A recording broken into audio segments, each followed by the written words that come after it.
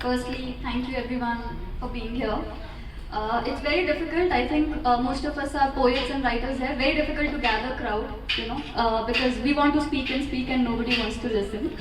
That's why maybe we have to release book. यार सुन नहीं रहे तो पढ़ लेंगे, कुछ तो करेंगे, right? So thank you, welcome all. All of you are special because you made out time in such difficult times and here to listen to amazing poets and attend the book launch.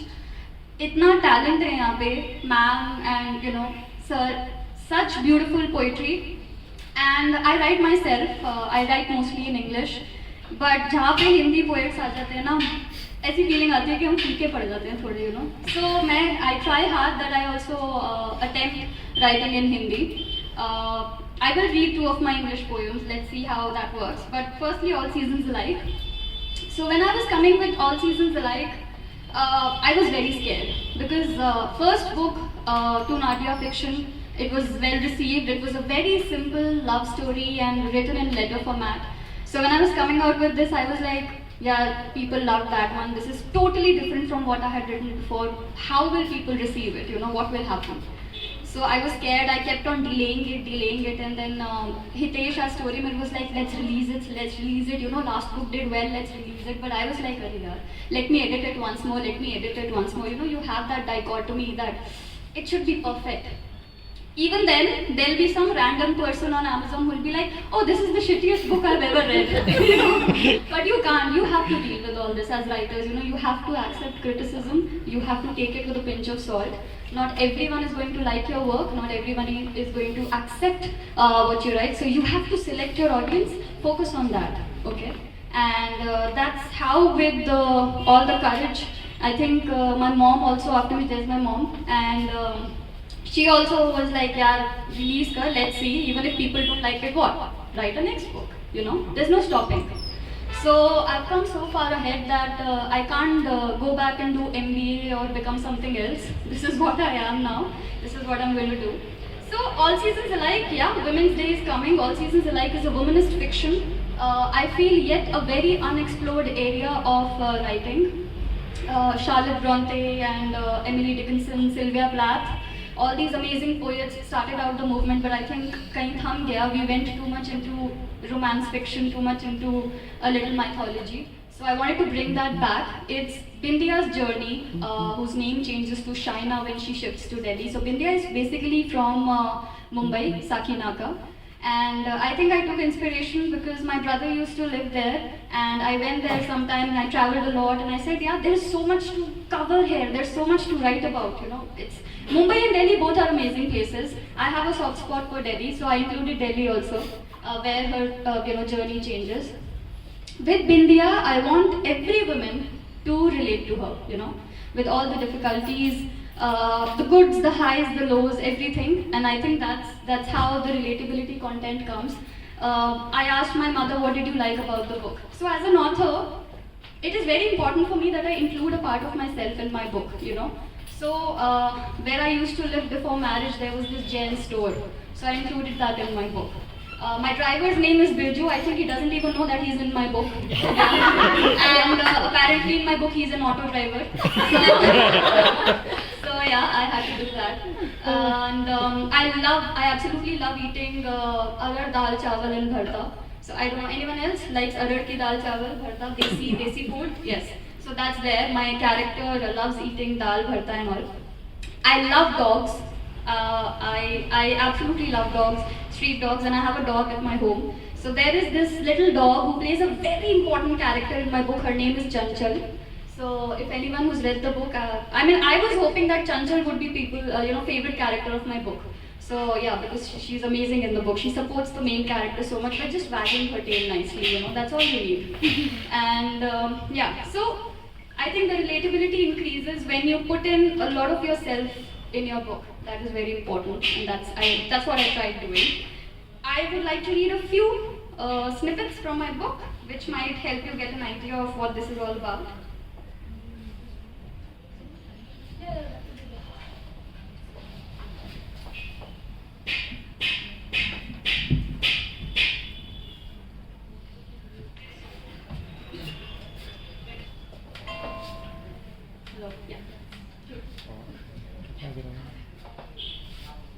Alright, so this is All Seasons Like.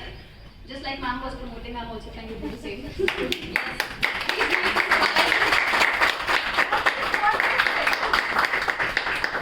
Thank you so much, sir.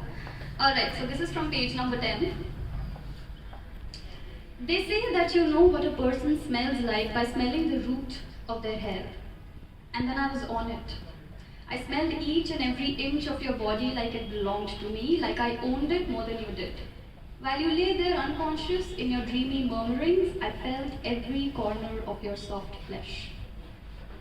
I have to tell you, your earlobes are the softest part of your body. In moments, I'd squeeze my eyes shut to save it somewhere in the back of my mind, to realize in my fearlessness that you belonged only to me. Was I going insane? Seeing you one more time? It is terrifying to select individuals you want to be with for the rest of your life. And I say this, I just got married. To put your finger on them, to call them your own, to make them believe that they indeed belong to you. It's even more terrifying if they refuse to share their world with you. So, this is from page number 22. From Bob Marley to Osho, you were still a difficult person to figure out, even more to understand. How well could I ever know you? You weren't different, you were stuck in that one moment that defined your existence, your entire life. Many people keep on waiting, wanting to be stuck in their favorite moment and wanting it to define their whole life. Sadly, they aren't as allegoric as you pretend to be. Have you ever smoked, China? You asked, and I knew you were too drunk to be talking sense. No. Anyone in your family? Amma. Your room appeared smaller and closer onto us. Even though I've been living here for months now, nothing about it seemed familiar. Maybe because this was your first time. Your floor mat was wet and the top right-hand side drawer of your table consisted of weed and other kinds of drugs I couldn't name. You still had them, didn't you? Your 3 pair of Nike shoes, same design but distinct colors, were shining from behind the door. I wasn't ready. There were so many things running through my mind, still lingering around, the past faces catching hold of my breath. I thought I had come a long way ahead. Maybe I hadn't.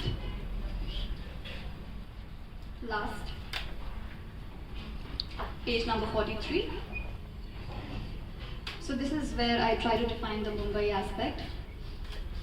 I sat right across the Juhu Sea and began watching the changing colors of the sky. There were 4 layers: white, blue, orange, and yellow. Orange was my favorite color of all. It was dark and relentless. It was pleasant to the eyes and it burned more and more as I kept on staring at it for hours till it completely turned black. The water touched right on the tip of my toes. It was lukewarm. The winds were slow and soothing. They reminded me of times Amma held my hand in her arms and carefully dipped my legs into the cold, rushing seawater. I giggled, imagining the only time when I actually loved creating memories in my heart. I gradually saw the moon rising just right above my head. I looked at it and it tore me into a million pieces. I scattered unattended, like a lost feeling, and decided to be stronger in life. Sometimes it isn't about the feelings, sometimes it's about you. And who said you are supposed to be attached to your own feelings? I wasn't, or rather I chose not to be. Because the more I fell for them, the deeper was the grave they dug for my ambitions. In moments like this, Chanchal would come wagging her tail and sit beside me making slow, snobby wails. Gyanesh Bhaiya would occasionally let me bring her to the beach into his auto. I'd carefully hold her between my thin legs and she would quietly dig her face into my thighs. At the sea, while she'd lick my feet, taking in the salt stuck on my insides, I'd gently rub her tick-infested white skin.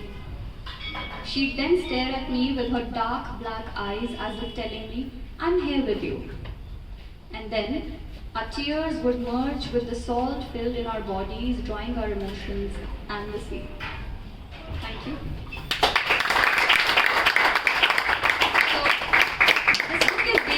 all seasons alike. This book is basically divided into 4 main seasons: spring, summer, autumn, winter. And all of these seasons are further divided into time, date, and day. So it's a very confusing book, constantly revolving between past and present. And I hope you can relate. I hope you can enjoy reading this. And just want to give a, before I read one of my poetry pieces, I'd like to give out a shout out to, so I work as a creative writing trainer with My Captain, and My Captain Delhi people made an effort to come here, so thank you guys for coming. These guys are doing amazing. They are taking creative writing batches, and I work as a mentor there. I teach novel writing. So I just read one piece, small one rather.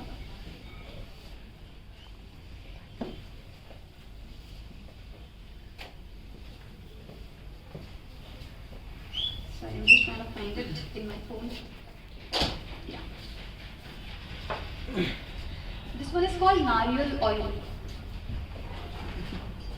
Nariyal oil. Baba was a useless man. Or that's what Amma mumbled every time she broke the white chicken's egg on a sizzling tawa. Apart from cleaning the cooler during summers, he sat out in the veranda reading matrimonials. The ones that read, "Need a fair-looking girl," he crossed out. Baba wasn't racist particularly, but he wished I was 10 times lighter than my current shade. He'd fold his hands like those TV politicians and say "Ram Ram" to everyone who passed by.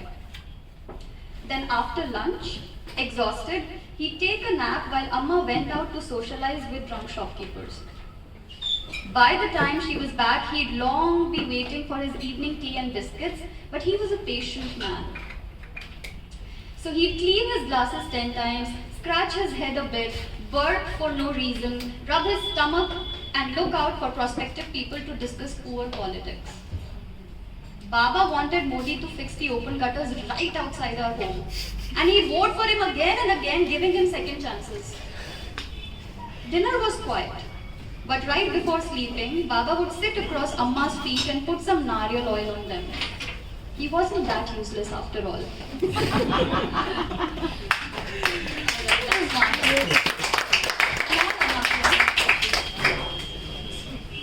Just a little bit.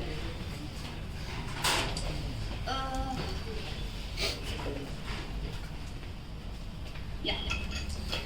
This one is called Gomti Romance. So Gomti, the river, right? Just to give a context. It's a prose poetry. For those of you who don't know, prose poetry is basically poetry written in fiction format. So it's a mix of both.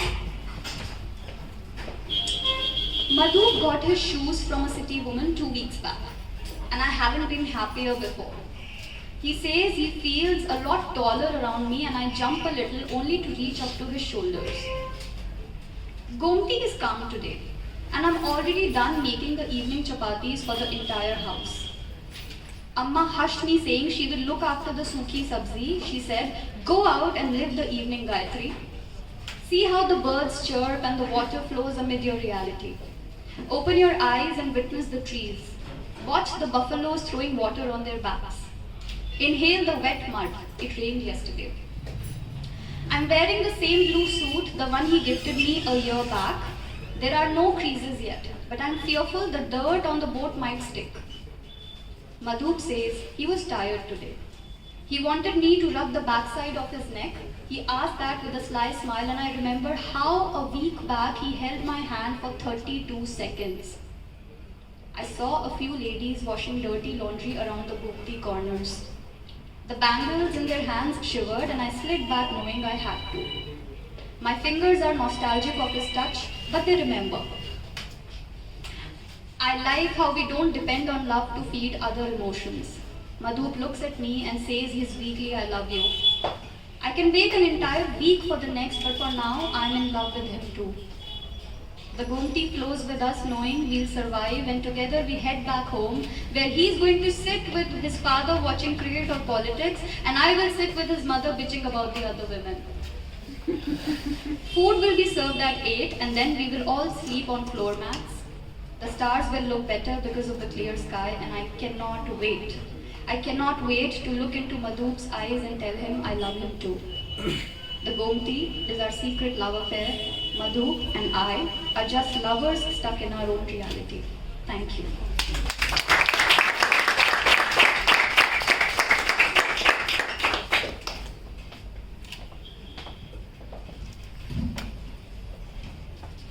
Yeah, I want to say something. Please.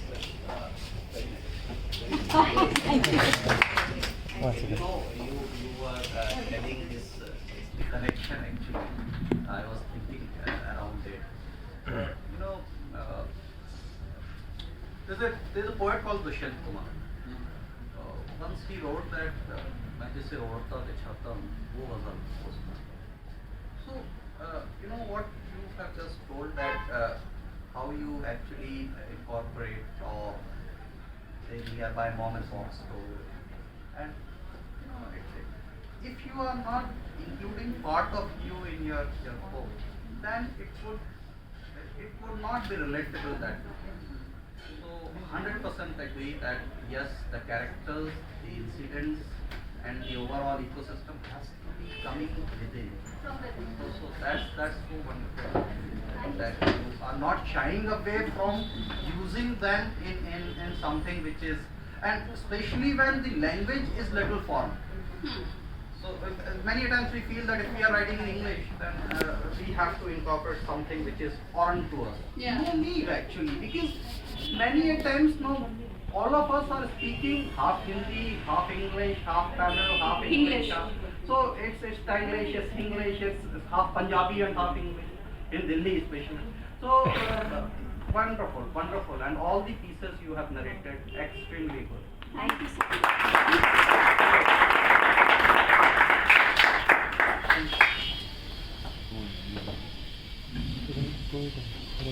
I would also like to compliment Kavya because I think that is one advantage you have if you try writing a fiction novel and you are a poet as well.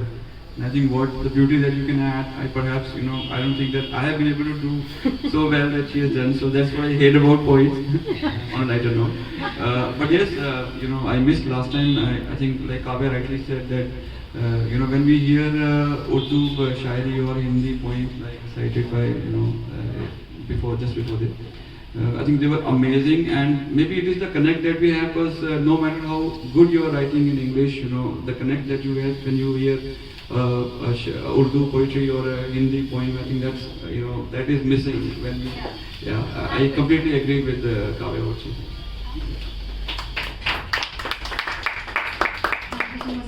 मजा आया कि नहीं आया? I agree with them also and I agree with sir also. हम बहुत प्यारे, मतलब मजा आ गया. मैं कह रही हूँ टाइम है. ये रही बुक. हो जाता है बिल्कुल. ये रही बुक, ये रहा QR कोड. स्कैन करो और घर जाके पढ़ो. वो राइम हो गया ये तो. ये ठीक है. एक कोड लगवा देते हैं. इसे स्कैन कर लेना, कन्वीनियंट रहेगा.